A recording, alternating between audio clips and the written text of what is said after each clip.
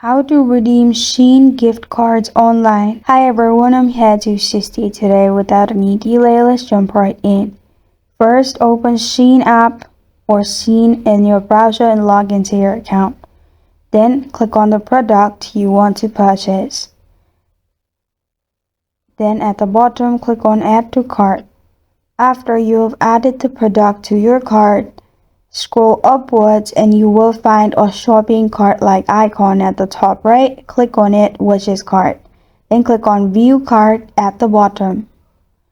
After you click on View Cart in here, simply scroll down on the right side and you will find option after checkout, which is gift card.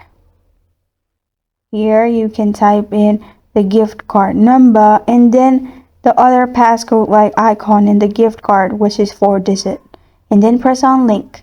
After it's linked, you will get the discount or simply gift card will be applied, and then you can purchase it with that money. And this is how to redeem Shein gift cards online.